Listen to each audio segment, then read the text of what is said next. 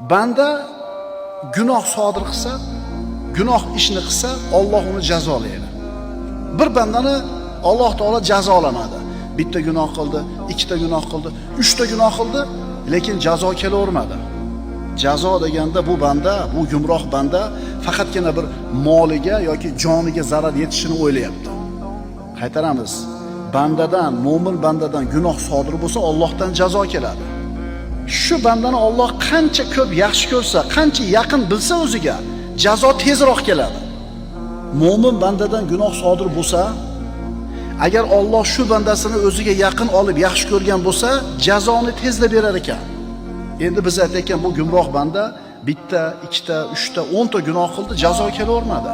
Shunda turib dedi ichida, Parvardigor, senga osiylik qilsam ham meni jazolamayapsan-a? Alloh tomonidan uni qalbiga shunday bir shuur tushdi.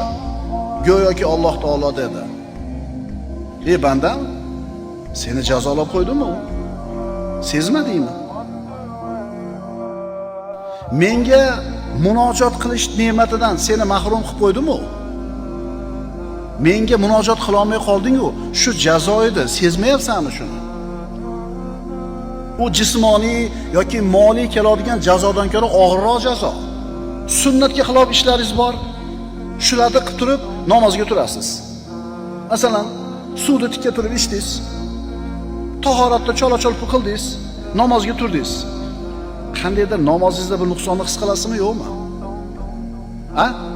Namozni orqaga surdingiz yoki biron sunnatni tark qildingiz, qalbingizda bir qattiqlik yoki bir Allohdan uzoqlashganingizni his qilasizmi, yo'qmi? Qalbida xushusi bor odam bitta shunga o'xshagan xatoni qilganda his qiladi o'zida. Alloh bilan o'zining o'rtasiga parda tushib qolganini.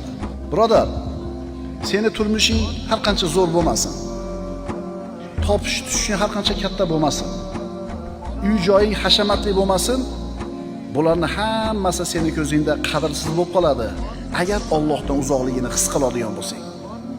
Allohdan uzoq bo'lib qolganini his qilsang, bular senga tatimaydi.